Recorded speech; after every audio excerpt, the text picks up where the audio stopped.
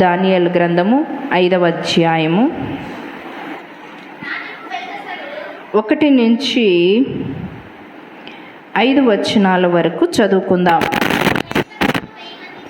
ఆమా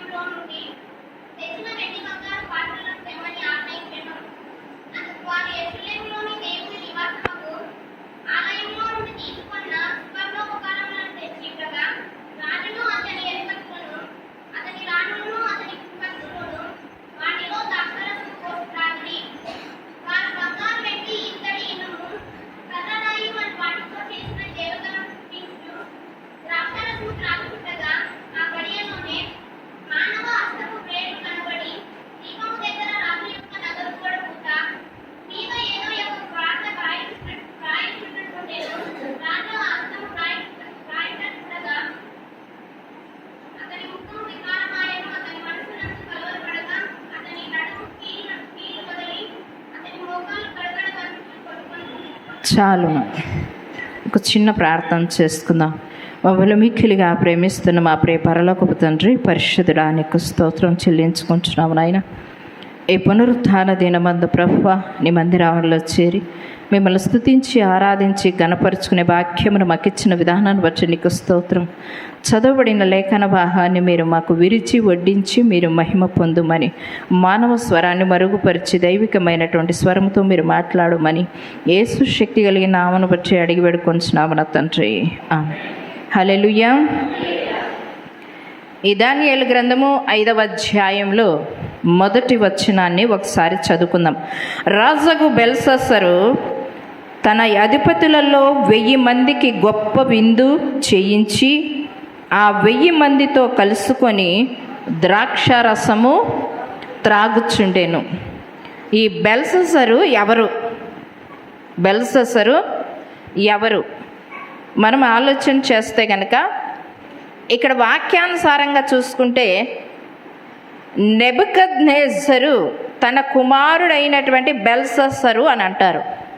కానీ నెబుకద్నెజరు యొక్క కుమారుడు కాదు బెల్షస్సరు. ఆనాటి కాలంలో తాతలు ముత్తాతలు కూడా వారి కుమారుడు అన్నట్టుగా వారు మాకు తండ్రి అన్నట్టుగా సంబోధిస్తూ ఉండేవారు. కొత్త నిబంధనలోకి వచ్చినా కూడా పాత నిబంధనలోకి వచ్చినా కూడా అబ్రహాము మాకు తండ్రి అని అంటారు. ఏమంటారు?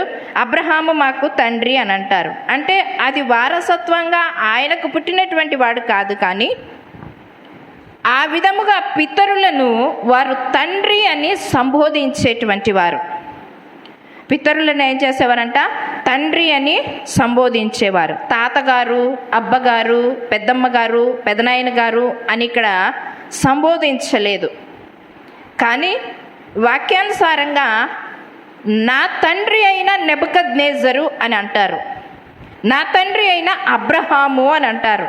ఆ విధముగా మాట్లాడుతూ వచ్చారు.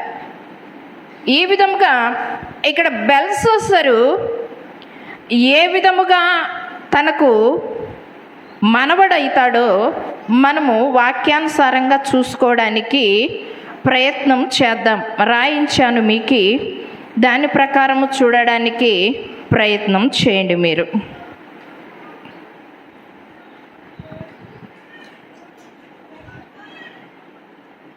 అమ్మా, ఇది మీకు కనపడుతుందా? అందరికీ కనపడుతుందా? కెమెరామ్యాన్ అడ్డం ఉన్నాడు. ఇక్కడ బబులోను దేశానికి మొదట పరిపాలన చేసిండేది ఎవరు? నెబుకద్నెజరు. ఆయన ఎన్నో సంవత్సరం పరిపాలన చేశాడు? 605వ సంవత్సరం బీసీ కాలంలో. 562 సంవత్సరాలు. ఎన్ని సంవత్సరాలు అవుతుంది ఇక్కడ? ఎన్ని సంవత్సరాలు అవుతుంది? 605వ సంవత్సరం నుంచి 562వ సంవత్సరం. ఆనాటి కాలంలో సంవత్సరాలు వెనక్కి లెక్క పెట్టేటువంటి వారు. ఎన్ని సంవత్సరాలు అయినాయి?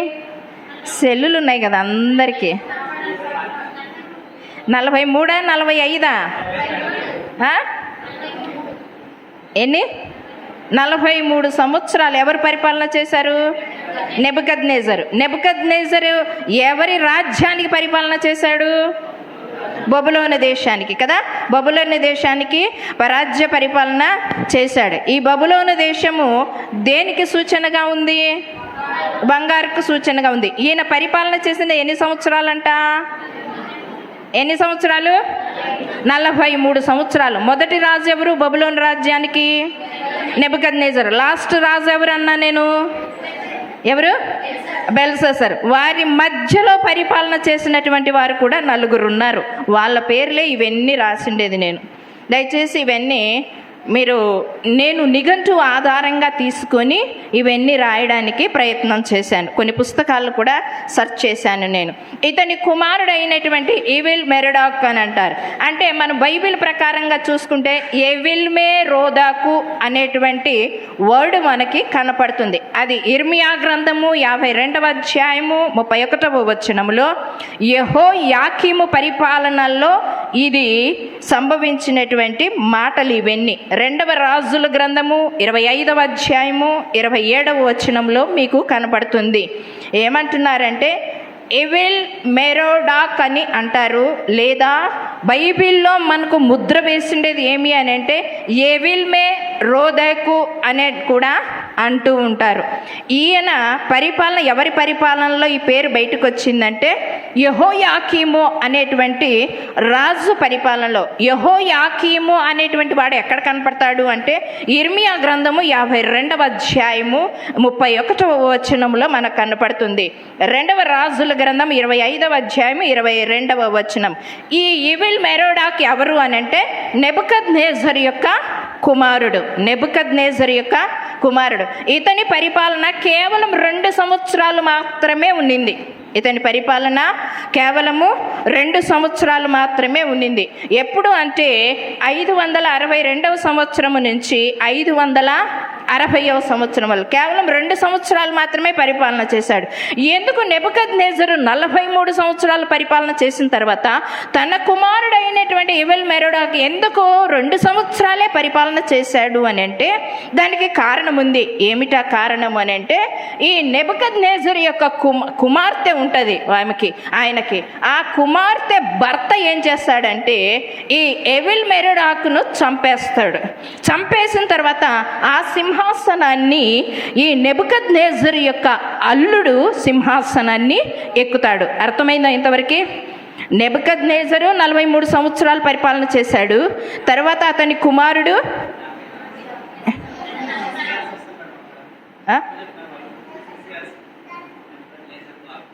ఇక్కడి నుంచి వాళ్ళ కుమారుడు ఎన్ని సంవత్సరాలు పరిపాలన చేస్తాడంట? 2 సంవత్సరాలు పరిపాలన చేస్తాడు.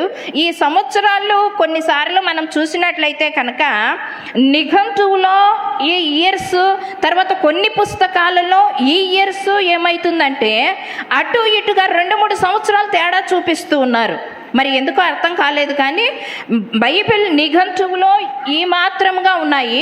మరి కొన్ని చరిత్రకారులు వారు రాస్తున్నటువంటి బైబిల్ శాస్త్రవేత్తలు రాసినటువంటిది అటుగా ఇటుగా 2-3 సంవత్సరాలు తేడా వస్తూ ఉంది. ఆ తేడాను కూడా మీరు గమనించండి దయచేసి. మేడం ఇట్లా చెప్పింది కదా, ఈ పుస్తకంలో ఇంత ఉంది కదా, ఇంకొక సేవకుడు ఈ విధంగా చెప్పాడు కదా అని మీరు తారుమారు కావద్దండి. అటు ఇటుగానే 2-3 సంవత్సరాలు ఉన్నాయి.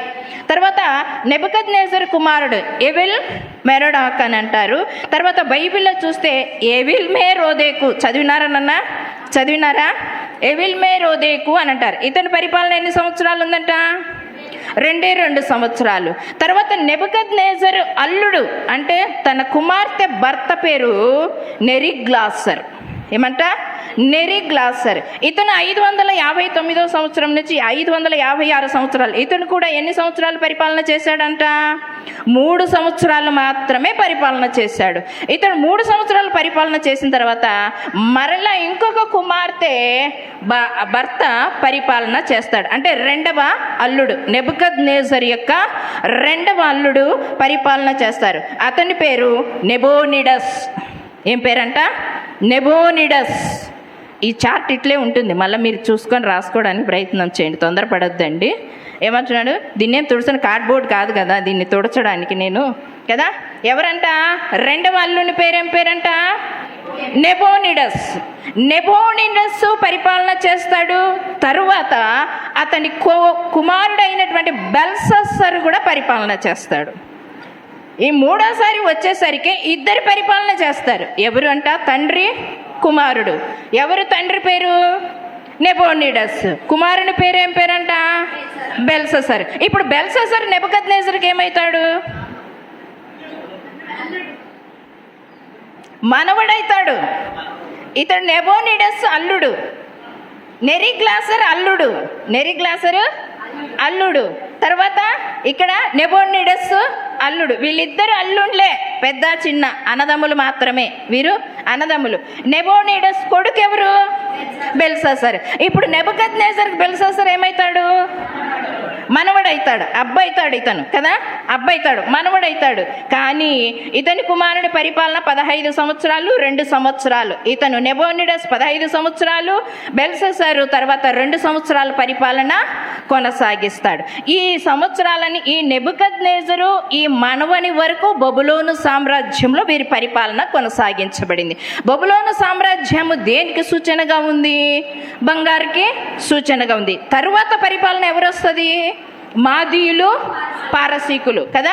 మాదీయులు, పారసీకుల పరిపాలన వస్తుంది. ఈ పరిపాలనకు దేనికి సూచనగా ఉంది? వెండికి సూచనగా ఉంది. ఇది బంగారుకు సూచనగా ఉంది, ఇది వెండికి సూచనగా ఉంది. వీళ్ళు మొత్తం టోటల్ వేసుకుంటే ఎన్ని సంవత్సరాల పరిపాలన కొనసాగించినట్టుగా అవుతుంది? ఎన్ని సంవత్సరాలు? ఇక్కడ ఎన్ని సంవత్సరాలు వచ్చాయి? 48, 43. బాగా కొంచెం చూడండి ఒక్కసారి. ఎంత? 40.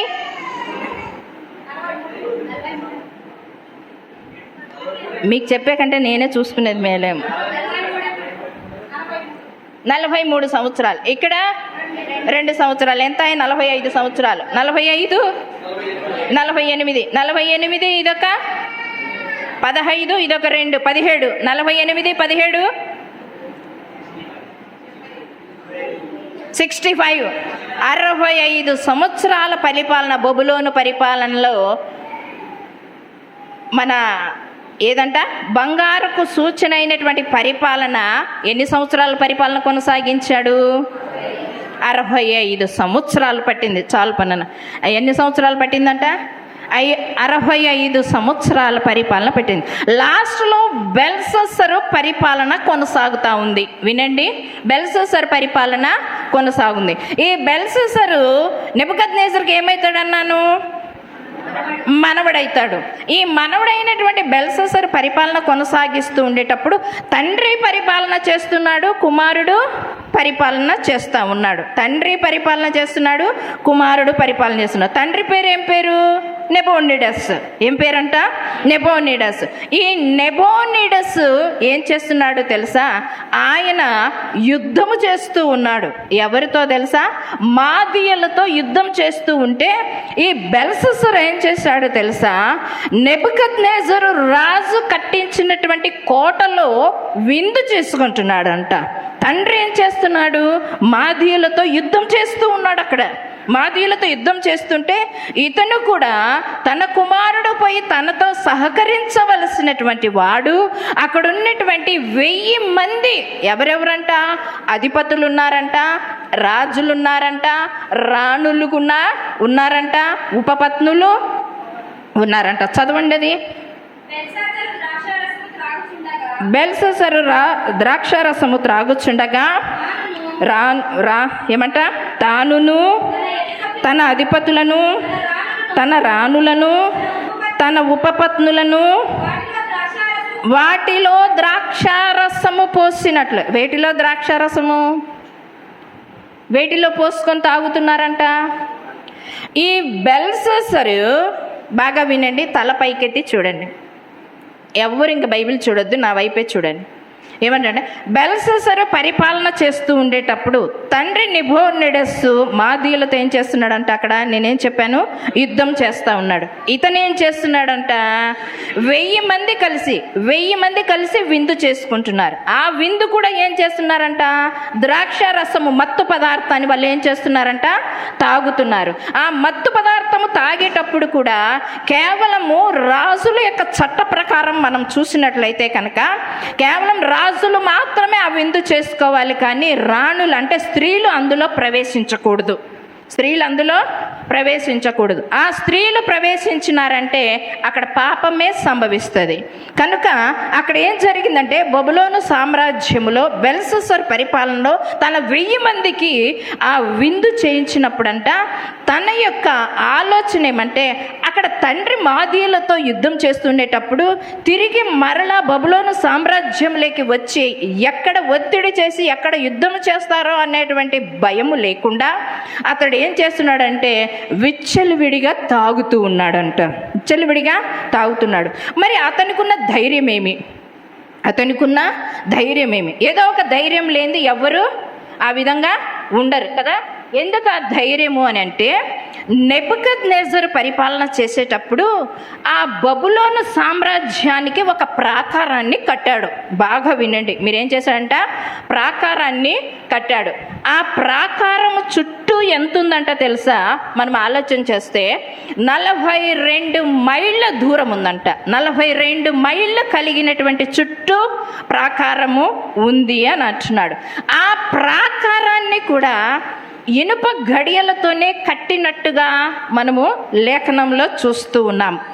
ఆ ప్రాకారాన్ని కట్టేటప్పుడు దాని ఎత్తు, ఇప్పుడు రాసుకోవడానికి ప్రయత్నం చేయండి, దాని ఎత్తు అంట నెబుకద్నెజరు రాజు కట్టించినటువంటి ప్రాకారం యొక్క ఎత్తు మనం ఆలోచన చేస్తే 112 గజాల ఎత్తు ఉందంట. ఎంత ఉందంట? 112 గజాల ఎత్తు ఉందంట. 28 గజాల వెడల్పు కూడా ఉందంట. ఎంతుందంట? 112 గజాల ఎత్తు ఉంది. వెడల్పు ఎంత ఉందంట? 28 గజాల వెడల్పు ఉంది. తర్వాత ఈ వెడల్పు ఈ పొడవు కలిగినటువంటి ఈ యొక్క ప్రాకారపు గోడం, ప్రాకారం అంటే మీకు అర్థం కాలేదేమో, కాంపౌండ్ అని. ఆ కాంపౌండ్ అర్థమైందా? ఆ కాంపౌండ్ ప్రాకారం కట్టేటప్పుడంట దాదాపుగా మనం ఆలోచన చేస్తే కనుక పునాది ఎంత తోగారంట తెలుసా? దానికి 35 అడుగుల లోతు పునాది తోగారంట. ఆ పునాది 35 అడుగుల లోతు నుంచి ఆ యొక్క పునాదిని కట్టుకుంటూ వచ్చారంట. ఎందుకంత లోతు తవ్వారు? ఎందుకంత లోతు తవ్వవలసి వచ్చింది అని అంటే ఎవరైనా శత్రు సైన్యం వచ్చినప్పుడు ఆ ప్రాకారం యొక్క పునాదులు తక్కువగా ఉంటే కింద స్వరంగం పెట్టేసి ఏం చేస్తారంట? దాన్ని లోపలికి ప్రవేశించడానికి ఆస్కారం ఉంటుంది. అందుకు నెబుకద్నెజరు ఏం చేశాడంటే 35 అడుగుల లోతుగా తవ్వి దానికి పునాదులు కట్టినట్టుగా మనం చూస్తూ ఉన్నాం. తరువాత ఈ నెబుకద్నెజరు ఏం చేశాడంటే ఎంతమంది శత్రు సైన్యం వచ్చినా అతను లోపలికి ప్రవేశించకుండా అతడు 20 సంవత్సరాలకు కావలసినటువంటి ఆహారాన్ని, కావలసినటువంటి నీటిని కూడా భద్రపరుచుకున్నాడంట. ఏం చేశాడంట? కావలసిన నీటిని, కావలసిన ఆహార పదార్థాలను అన్నిటినీ ఏం చేశాడంట? భద్రపరుచుకున్నట. అంటే 20 సంవత్సరాలు ఒక శత్రు సైన్యం మరొక రాజ్యము ఈ రాజ్యం మీదకి దాడి చేసినప్పుడు ఉంటే ఒకవేళ 3 నెలలు ఉంటారు, ఉంటే ఒకవేళ 6 మాసాలు ఉంటారు, లేదా 1 సంవత్సరం ఉంటారు. 1 సంవత్సరం ఉన్న తర్వాత వారికి ఆహార ధాన్యాలు కావాలి కదా, వారికి తగినటువంటి సదుపాయం కావాలి. ఉండలేరు. ఏం చేస్తారు? వెళ్ళిపోతారు. కానీ ఈ నెబుకద్నెజరు కట్టించినటువంటి ఆ ప్రాకారం లోపల ఏముంచాడంట? 20 సంవత్సరాలకు సరిపడ ధాన్యాన్ని కూడా నిలువ చేసే విధంగా ఉంచుకున్నాడంట. యోసేపు ఆది కాండంలో మనం చూసినట్లయితే కనుక 7 సంవత్సరాలు కరువు వస్తుంది అని చెప్పేసి ఆ రాజుకు చెప్పినటువంటి కళ ద్వారా ఆ రాజు చెప్పినప్పటికీ కూడా 7 సంవత్సరాల ధాన్యాన్ని నిల్వ చేయడానికి యోసేపు చాలా ఇబ్బందులు పడ్డాడు, చాలా కష్టాలు పడ్డాడు. అక్కడక్కడ ఆ ప్రాంతానికి కావలసినటువంటి గాజాలను కట్టించి అందులో ధాన్యాన్ని సమకూర్చాడు. 7 సంవత్సరాల ధాన్యాన్ని సమకూర్చడానికే యోసేపు చాలా ఇబ్బంది పడ్డాడు. మరి బబులోను రాజు ఎందుకు ఇబ్బంది పడలేదు? నెబుకద్నెజరు రాజు ఎందుకు ఇబ్బంది పడలేదు? నెబుకద్నెజరు రాజుకి ఎందుకు ఆ విధంగా చేశాడంటే, బబులోనులో ఉన్నటువంటి స్థలము చాలా పెద్ద స్థలం. అందుకే అక్కడ ఏం చేస్తున్నాడు, 20 సంవత్సరాలకు ఆహారాన్ని నిలువ చేసుకోవడానికి కావలసినటువంటి వాటిని అన్నిటినీ సమకూర్చాడంట. అక్కడ నీటి ప్రవాహం ఎక్కడి నుంచి వస్తుంది అని మనం ఆలోచన చేస్తే, ఆదికాండం 2వ అధ్యాయంలో దేవుడు ఏదైనా తోటలో 4 శాఖలుగా విభాగించబడినటువంటి నదులను ఏర్పాటు చేశాడు. ఆ నదులలో ఉన్నటువంటి ఒక నది యూఫ్రటీస్ నది అని అంటారు. 4వ నది అయినటువంటిది యూఫ్రటీస్ నది. ఆ యూఫ్రటీస్ నదిని ఫరాతు నది అని కూడా అంటారు. ఏమంటారంట? యూఫ్రటీస్ నది కింద 1 అని పెట్టింటారు. దాని కింద పుట్నోట్లో దానికి ఇంకొక నది పేరు కూడా ఇచ్చారు, ఫరాతు అని పేరు పెట్టినట్టుగా మనం చూస్తున్నాం. ఆ నది ప్రవాహము ఆ కోటలోనే నిర్మించుకున్నాడు అతను. ఆ నీటి ప్రవాహము బాగా అంటే కొదవ లేకుండా నీటి ప్రవాహాన్ని ఏర్పాటు చేసుకున్నాడంట. ఏర్పాటు చేసుకోవడమే కాకుండా దానికి ఏం చేశాడంటే తెలుసా, మంచి మంచి బిర్జీలు కట్టించి మంచి మంచి ప్రాకారాలు కట్టించి ఆ కోటలోనే ఉద్యానవనాలను ఉంచి, తర్వాత మనం ఆలోచన చేస్తే మంచి మంచి పుష్పాలను మంచి మంచి విందు చేయించుకోవడానికి, తరువాత అక్కడ పరలోకపు రాణి అనేటువంటి ఒక దేవతను అక్కడ పెట్టేసి ఆరాధన చేస్తూ ఉండేటువంటి వారంట వాళ్ళంతా. అర్థమైంది ఇంతవరకు? 20 సంవత్సరాల ధాన్యాన్ని సమకూర్చాడు. రెండవది ఏం చేశాడంట, నీటి ప్రవాహం యూఫ్రటీస్ నది యొక్క కాలువను ఈ యొక్క కోటలోనికి తీసుకొచ్చుకున్నాడు. దానిని నది ప్రవాహాన్ని కట్టుకున్నాడు, బిర్జీలను ఏర్పాటు చేసుకున్నాడు. ఆ కోటలోనే మంచి ఒక ఉద్యానవనముగా ఉంచాడు. తరువాత మనం ఆలోచన చేస్తే ఆ ఉద్యానవనానికి సంబంధించినటువంటి అన్నిటినీ సమకూర్చుకున్నాడు. పరలోకపు రాణి అనేటువంటి దేవతను అక్కడ ఏర్పాటు చేసి అక్కడే పూజలు జరిపేటట్టుగా కూడా చేసుకున్నాడంట. ఇవన్నీ సమకూర్చుకున్న తర్వాత ఏం జరిగింది అని మనం ఆలోచన చేస్తే కనుక, ఈ బెల్షస్సరు రాజు నన్ను ఎవ్వరూ ముట్టడి వేయలేడు.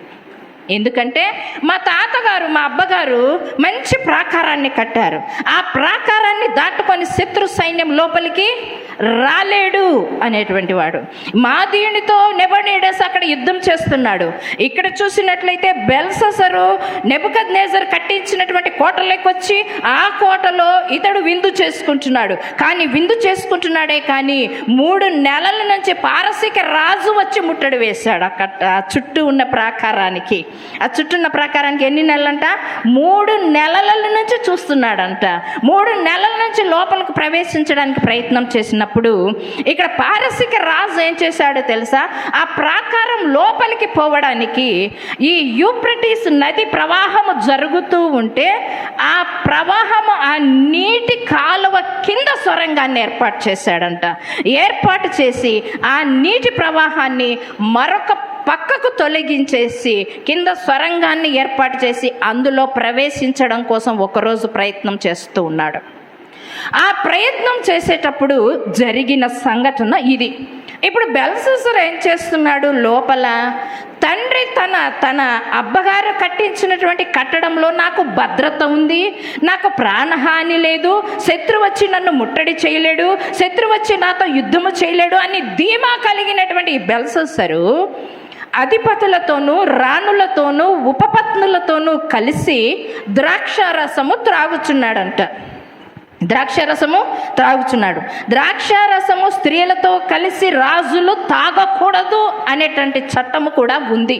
కానీ అది అవలంబించలేదు, కానీ వ్యతిరేకించాడు ఈ రాజు. వ్యతిరేకించడమే కాకుండా ఇతడు చేసినటువంటి పని ఏమి అంటే కనుక, ద్రాక్షారసము కూడా ఎందులో పోసుకొని ద్రాక్షారసం తాగుతున్నాడు తెలుసా? అతను ఎందులో పోసుకొని తాగుతున్నాడంట? ఈ నెబుకద్నెజరు అతని పరిపాలనలో యెరూషలేముకు ముట్టడి వేసినప్పుడు యెరూషలేము దేవాలయములో అంటే పరిశుద్ధ ఆలయములో ఉన్నటువంటి ఉపకరణాలన్నిటినీ తీసుకొని పోయాడంట. వస్తువుల్ని, తాగే గ్లాసులు కానివ్వండి, ప్లేట్లు కానివ్వండి, వెలిగించేటువంటి 7 సువర్ణ ధూపార్తులను దానికి సంబంధించినటువంటి కానివ్వండి, ద్రాక్షారసము త్రాగుతూ ఉండేటువంటివి కానివ్వండి, బల్ల ఉపయోగించేటువంటి వాటిని కానివ్వండి, వాటిని అన్నిటినీ దేవాలయంలో ఉండేటువంటి వాటిని అన్నిటినీ తీసుకొని పోయాడంట. అది ఎక్కడుంది మనం చూసుకుందామా? అది కూడా అది నిజంగా తెచ్చుకున్నాడా బెల్షస్సరు? ఆ సామాగ్రిని తీసుకొచ్చుకున్నాడా? మనం ఆలోచన చేస్తే దానియేలు గ్రంథం 1వ అధ్యాయానికి ఒకసారి వద్దాం మనం. దానియేలు గ్రంథము 1వ అధ్యాయము. దానియేలు గ్రంథం 1వ అధ్యాయం. యూదా రాజు యెహోయాకీము ఏలుబడిలో 3వ సంవత్సరముల బబులోను రాజు నెబుకద్నెజరు యెరూషలేము మీదికి వచ్చి దానిని ముట్టడి వేయగా, అమ్మ బాగా వినండి, దానికి ముట్టడి వేయగా ప్రభువకు యూదారాజుకు యెహోయాకీమును దేవుని మందిరములోని శేషించిన ఉపకరణములను రాజు చేతికి అప్పగించెను. ఏమంట? ఉపకరణము అంటే సామగ్రిని అని అర్థం, సామగ్రి అని అర్థం. తర్వాత దానియేలు గ్రంథము 5వ అధ్యాయంలోకి మనం పోయినట్లయితే అక్కడ ఏం చేశాడంట చూడండి. 3వ వచనము, 2వ వచనం నుంచి వస్తుంది చూడండి. బెల్షస్సరు ద్రాక్షారసము తాగుచుండగా తానును తన అధిపతులను తన రాణులను తన ఉపపత్నులను వాటిలో ద్రాక్షారసము పోసి త్రాగునట్లు తన తండ్రి యగు నెబుకద్నెజరు యెరూషలేములోని ఆలయములో నుండి తెచ్చిన ఏమేమి తెచ్చాడంట? వెండి బంగారు పాత్రలను తెమ్మని ఆజ్ఞ ఇచ్చెను. అందుకు వారు యెరూషలేములోని దేవుని నివాసమగు ఆలయములో నుండి తీసుకున్న సువర్ణోపకరణములను తెచ్చి ఉంచగా రాజును అతని అధిపతులను రాణులను అతని ఉపపత్నులను వాటిలో ద్రాక్షారసము పోసి త్రాగుచుండెను అని అంటున్నాడు చూడండి. తర్వాత 1వ అధ్యాయం 2వ వచనానికి వస్తాం మరలా. ప్రభువకు యూదారాజు యెహోయాకీమును దేవుని మందిరంలో శేషించిన ఉపకరణములను ఆ రాజు చేతికి అప్పగించెను కనుక అతడు ఆ వస్తువులను ఎక్కడ దాచిపెట్టాడంట? షీనారు దేశములోని దేవతాలయమునకు తీసుకొని పోయి తన దేవతాలయపు ఎక్కడుంచాడంట? బొక్కసములో ఉంచాను. షీనారు దేశం అంటే బబులోను సామ్రాజ్యాన్ని షీనారు దేశము అంటారు, బబులోను సామ్రాజ్యము అని అంటారు, కల్దీయుల దేశము అంటారు, బాబేలు దేశం అని కూడా అంటారు. ఎన్ని? 4. నంబర్ 1 బబులోను సామ్రాజ్యము, 2వది షీనారు దేశాన్ని కూడా బబులోను సామ్రాజ్యమే అంటారు. కల్దీయుల దేశము అది కూడా బబులోను సామ్రాజ్యమే. 4వది బాబేలు. ఈ 4 ఒకటే దానికే వర్తిస్తుంది. 4 కూడా ఒకటే దానికే. ఇప్పుడు యెరూషలేము నుంచి ఎక్కడికి తీసుకొని వచ్చారంట? బబులోను దేశానికి తీసుకొని వచ్చారు. ఆ బబులోను దేశానికి తీసుకొని వచ్చిన తర్వాత వీళ్ళు ఆరాధన చేస్తుండేటువంటి దేవతాలయము బొక్కసములో అంటున్నారు. ఎక్కడ పెట్టారంట? దేవతాలయము బొక్కసము అని అంటే కనుక వారు సామగ్రిని సిద్ధపరిచేటువంటి గదిని బొక్కసము అని అంటారు. వారు విలువైనటువంటి సామగ్రిని దాచి ఉంచేదాన్ని ఏమంటారు? రాజుల యొక్క మాటలలో బొక్కసము అని అంటారు. ఇప్పుడు నెబుకద్నెజరు తీసుకొని వచ్చినటువంటి ఉపకరణాలను బొక్కసంలో ఉంచాడు. ఎవరు వాడుతున్నారు ఇప్పుడు ఆ బొక్కసంలో ఉంచినటువంటి సామగ్రిని? ఎవరు వాడుతున్నారు? బెల్షస్సరు రాజు వాడుతున్నాడు. ఎన్ని సంవత్సరాలకు వాడుతున్నాడు? దాదాపుగా 60 సంవత్సరాలకు వాడుతూ ఉన్నాడు. దాదాపుగా 60 సంవత్సరాలు. మరి 60 సంవత్సరాల ఆ బొక్కసంలో ఉన్నటువంటి సామగ్రిని ఎందుకు వాడుకోలేదు? వాళ్ళు వాడుకోవాలనే తెచ్చుకున్నారు, ఉపయోగించుకోవాలనే తెచ్చుకున్నారు. కానీ ఎందుకు వాళ్ళు వాడుకోలేదు? 60 సంవత్సరాలు బొక్కసంలోనే ఎందుకు ఉంచారు? వారి దేవతాలయంలోనే ఎందుకు అక్కడ ఉంచారు అని మనం ఆలోచన చేస్తే, మొదటి సమూయేలు గ్రంథము 5వ అధ్యాయంలో ఉన్నటువంటి చరిత్రను నెబుకద్నెజరు రాజు గుర్తుపెట్టుకున్నాడు. ఏమి గుర్తుపెట్టుకున్నాడంటే, యెహోవా దేవుని యొక్క ఆలయ వస్తువులను, బాగా వినండి అమ్మగారులు, బాగా వినండి, దేవాలయములో ఉన్నటువంటి వస్తువులను, ప్లేట్లను కానివ్వండి, గ్లాసులు కానివ్వండి, క్యాన్లు కానివ్వండి, జగ్గులు కానివ్వండి, గ్లాసులు, చిన్న గ్లాసులు కానివ్వండి, మళ్ళీ తర్వాత ఏముంటాయి, బేషన్లు కానివ్వండి, మళ్ళీ గంటలు కానివ్వండి, మందిరావరణములో నుంచి ఎవరెవరు తీసుకొని వెళ్ళారో అర్థమైందా? మీకు అర్థమైందా? చెవులు గలవాడు వినుగాక. మందిరావరణం నుంచి వెళ్ళిన వస్తువులు, మన మందిరావరణంలో 100 ప్లేట్లు ఉండాలి, మన మందిరావరణంలో 100 గ్లాసులు ఉండాలి. ఇప్పటికి ఎన్ని ఉన్నాయి తెలుసా? గ్లాసులు 40 గ్లాసులు ఉన్నాయి, 50 ప్లేట్లు ఉన్నాయి. 100లో నుంచి 50 తీసేస్తే ఎన్ని ఉన్నాయి? 50 పోయాయి. ఎన్ని పోయాయంట?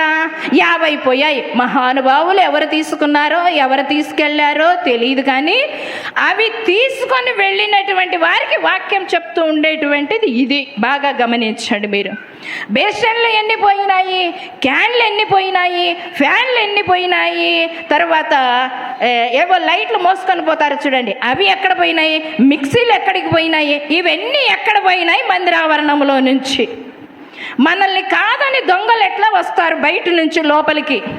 ఇదేమన్నా రాజ్య పరిపాలననా?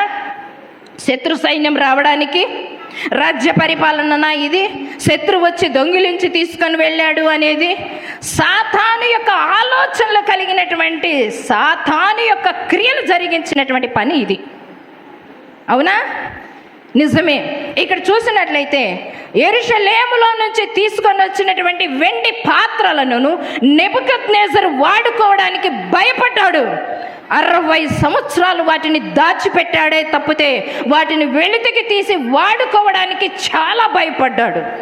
ఇప్పుడు బెల్షస్సరు 1000 మందికి విందు చేస్తూ ఉండేటప్పుడు ఆ 1000 మందికి ఒక రాజు అయినటువంటి ఆయన తన దగ్గర 1000 గ్లాసులు ఉండవా, 1000 ప్లేట్లు ఉండవా? ఎందుకు ఈ రాజు ఆ యొక్క దేవాలయములో ఉన్నటువంటి, అంటే వాళ్ళు ఆరాధన చేస్తున్నటువంటి దేవతాలయములో ఉన్నటువంటి బొక్కసములో ఉన్నటువంటి యెరూషలేము మందిరావరణంలో పరిశుద్ధ మందిరములో నుంచి తీసుకొని వచ్చినటువంటి వస్తువులను ఈ బెల్షస్సరు తీసుకొని అందులో ద్రాక్షారసము పోసుకొని తాగుతున్నాడంట. ఎందుకు నెబుకద్నెజరు 60 సంవత్సరాలు వాడుకోలేదు అని అంటే కనుక, మొదటి సమూయేలు గ్రంథం 5వ అధ్యాయం 1వ వచనం నుంచి 5వ వచనానికి వరకు మనం ఆలోచన చేస్తే కనుక, ఎబెనెజర్ ప్రాంతం నుంచి అష్టోదు ప్రాంతానికి ఫిలిస్తీయులు యెహోవా మందసాన్ని తీసుకొని పోయారు. ఇశ్రాయేలు ప్రజలలో ఉన్నటువంటి మందస్సము, ఇశ్రాయేలు ప్రజలలో ఉన్నటువంటి దేవుని మహిమ, ఇశ్రాయేలు ప్రజల్లో ఉన్నటువంటి దేవుని ప్రసన్నతను, ఆ మందస్సాన్ని 10 ఆజ్ఞల పెట్టెలు కలిగి పలకలు ఉంచినటువంటి ఆ పెట్టెను, ఆ మందస్సాన్ని ఏం చేశారో తెలుసా?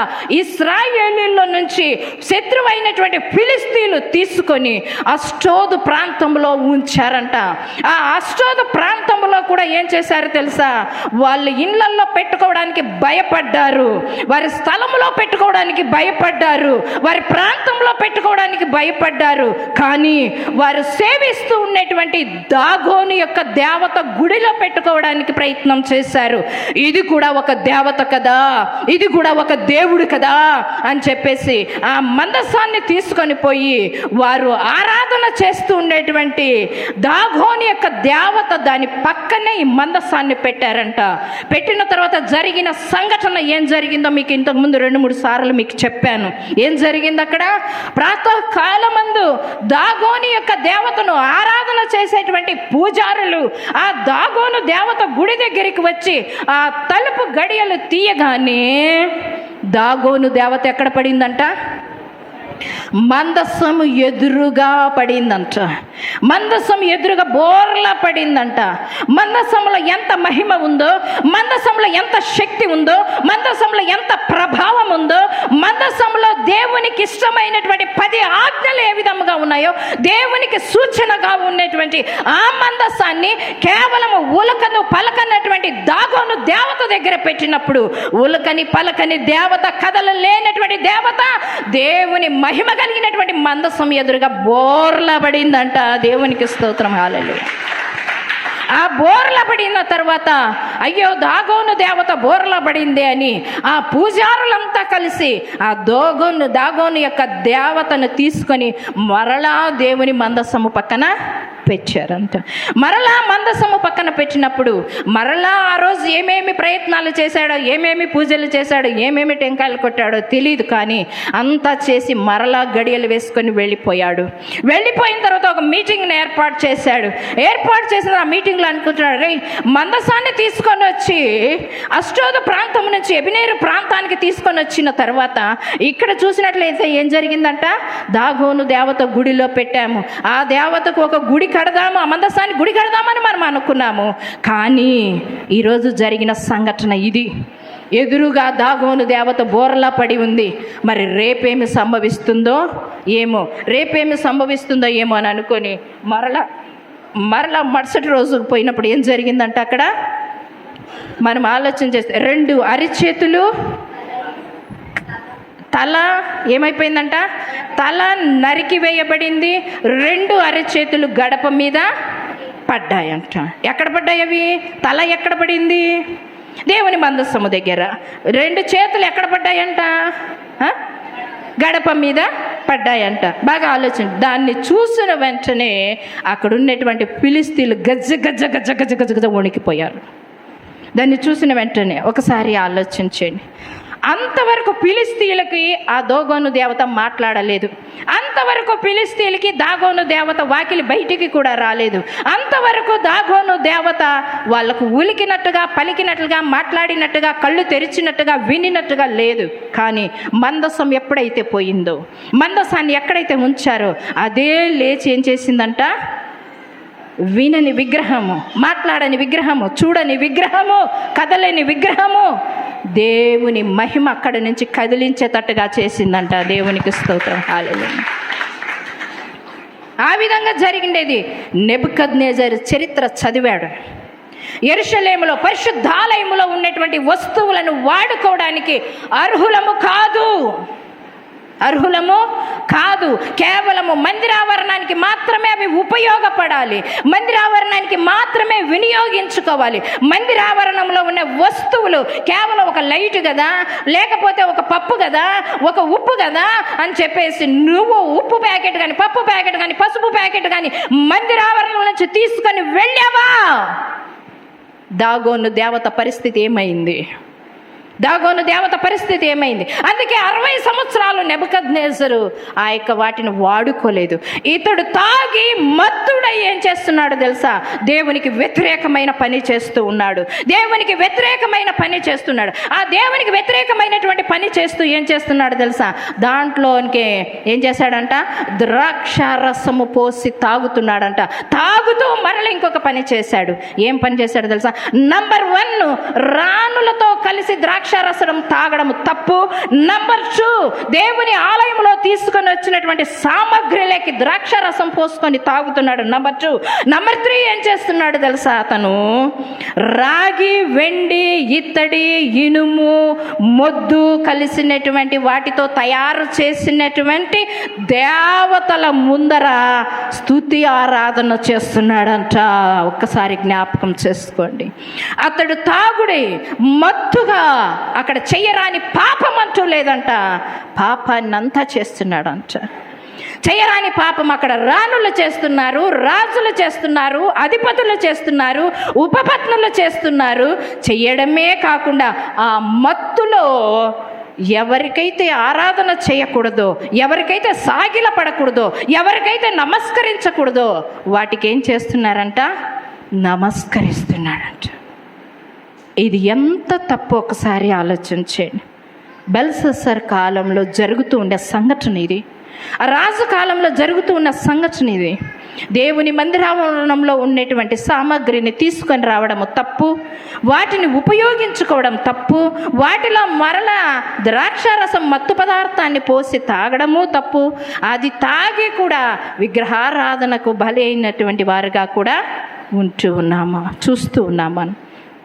ఆ విధంగా చేసినప్పుడు దేవునికి భయంకరమైనటువంటి ఉగ్రత వచ్చింది. దేవునికి కోపం వచ్చి ఈ బెల్షస్సరు ఏ ప్రాకారము నాకు ఉంది అని గర్వించాడో, అతిశయించాడో, ఆ ప్రాకారము గోడ మీదనే దేవుని హస్తపు వ్రేలు వచ్చి ఏం చేసిందంట తెలుసా? రాత్రికాల సమయమందు వాళ్ళు విందులో బాగా మత్తులై చిందులాడుతూ ఉండేటప్పుడు ఆ వ్రేలితో రాస్తూ ఉండేటువంటి మాటలు అక్కడ కనపడ్డాయంట. ఏమిటి ఆ మాటలంటే ఏమంటున్నారు? ఒకసారి చదవండి. అది చూసినట్లయితే దానియేలు గ్రంథం 5వ అధ్యాయము. ఆ గడియలోనే ఏమంట?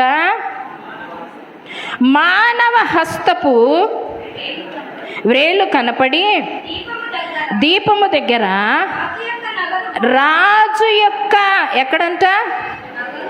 నగర గోడ అంటే ఎక్కడ? ప్రాకారపు గోడనే. ప్రాకారపు గోడ మీద, ఆ గోడ నాకుంది, శత్రువులు నాకు రాలేరు, లోపలికి ప్రవేశించలేరు, దాన్ని దాడి చేయలేరు, ఇనుప గడియలతో ఉంది అని ఆలోచన చేసినటువంటి బెల్షస్సరు ఇక్కడ జరిగిన సంఘటన ఏమంట? గోడ పూత మీద ఏదో ఒక వ్రాత వ్రాయిచున్నట్టుండెను. రాజు హస్తము వ్రాయిట చూడగా ఏమైందంట? అతని ముఖము ఏమైందంట? వికారమైందంట. ఇంద్రధనస్సు రంగులు వచ్చేసాయి. ఎవరికి? బెల్షస్సర్కి. ఇంద్రధనస్సు రకాలు ఎన్ని? 7 రంగులు. 7 రంగులు. ఊసరు విల్లి ఉందా? అది కూడా ఏం చేస్తుంది? తన స్థితిని మార్చివేస్తుంటుంది. ఎక్కడికి వెళితే చెట్టు మీదకు ఉందనుకో చెట్టు కలర్ వస్తుంది, బండ మీదకి వచ్చిందనుకో బండ కలర్ వస్తుంది. అంటే తన రంగును ఏం చేస్తుందంట? మార్చివేస్తుంది. ఊసరవిల్లి మార్చినట్టుగా మాటలు మార్చొద్దురా, ఊసరవిల్లి రంగు మార్చినట్టుగా అని వస్త్రాలను మార్చొద్దురా అని సామెత ఉండనే ఉంది. అదే రీతిగా ఆ మానవ హస్తపు వ్రేళ్లతో అక్కడ గోడ మీద రాస్తూ ఉండేటువంటి రాతను ఎవరు గమనించారంట? అక్కడ 1000 మందిలో ఎవరు గుర్తించలేదు, కానీ ఎవరు గుర్తించారంట? బెల్షస్సర్ ఒకటే గుర్తించాడు. ఎందుకు అంతమందికి కనపడలేదు, బెల్షస్సర్కి మాత్రమే కనపడింది అని ఆలోచన చేస్తే ఈ విందుకు కారణమంతా ఎవరు? బెల్షస్సర్. అందుకు ఆ బెల్షస్సర్కే ఆ వ్రాత కనపడింది. కనపడిన తర్వాత ఆ రాతను చూస్తూ ఉండేటువంటి బెల్షస్సర్ ముఖము మారిపోయిందంట. మారిపోయిన వెంటనే అతని నడుము కీళ్ళు ఏమైపోయాయంట? వదిలిపోయాయి. అతని నడుము కీళ్ళు వదిలిపోయాయి అంటే అప్పుడు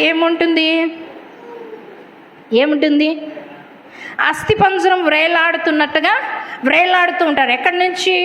నడుము భాగం నుంచి. అంటే కదలలేని స్థితి, నడవలేని స్థితి, నించోలేనటువంటి స్థితి. ఇక్కడ చూస్తే రూపం మారిపోయింది, ఇక్కడ చూస్తే చలనం మారిపోయింది, అన్నీ మారిపోయినాయి.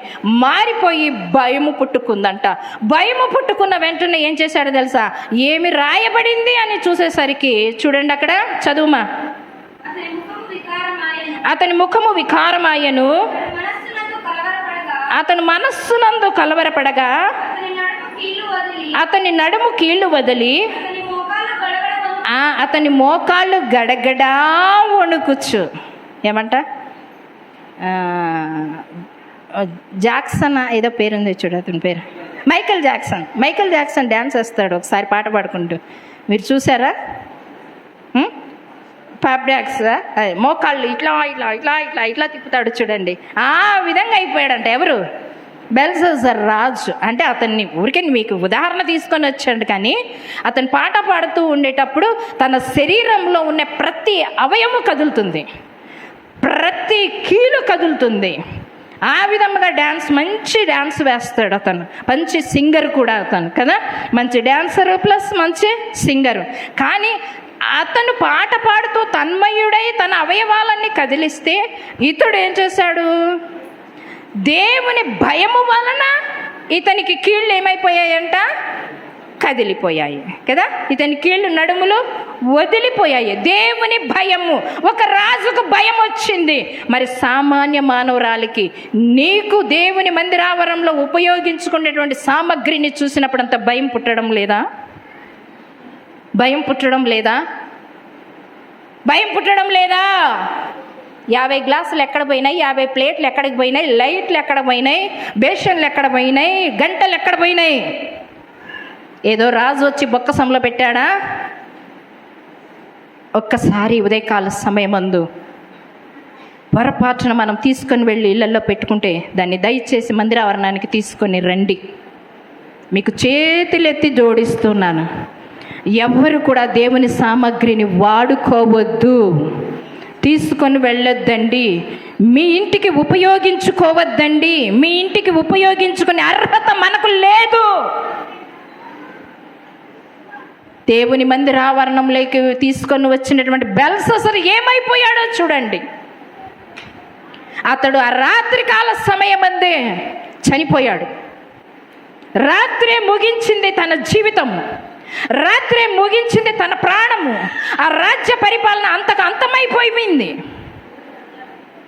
ఆ రాతను చూశాడు. చదువు ఏమంటున్నాడు అక్కడ? అతని మోకాళ్ళు గడగడ వణుకుచూ కొట్టుకొనుచుండెను. రాజు ఏమంటండి? మళ్ళా ఇదే వచ్చింది. నెబుకద్నెజరు పరిపాలన ఇవే వచ్చినాయి. గారడి విద్య వాళ్ళని, కల్దీలని, జ్ఞానులను, విద్వాంసులను కదా. ఈ 63 ఏళ్ల పరిపాలన వీళ్ళనే పిలిపిస్తూనే ఉన్నారు. వాళ్ళు చెప్పలేరు మొర్రో అని అంటే రాజులు మళ్ళీ ఏం చేస్తారు? వాళ్ళనే పిలిపించుకుంటారు కదా. మరలా వాళ్ళని పిలిపించుకున్నారంట. పిలిపించుకున్న తర్వాత వాళ్ళు ఆడ రాసినటువంటి రాతకు అర్థాన్ని చెప్పారా? ఆ రాత ఏమని రాశారు? ఏమని రాసింటే ఈ యొక్క గారడి విద్య గల వారు ఏమి చెప్పారు, మరి దాని అర్థాన్ని ఎవరు చెప్పారు అనే విషయాన్ని నెక్స్ట్ వీక్ చూసుకోవడానికి ప్రయత్నం చేద్దాం. దేవుడి కొద్ది మాటలు దీవించి ఆశీర్వదించును కాక. హల్లెలూయా.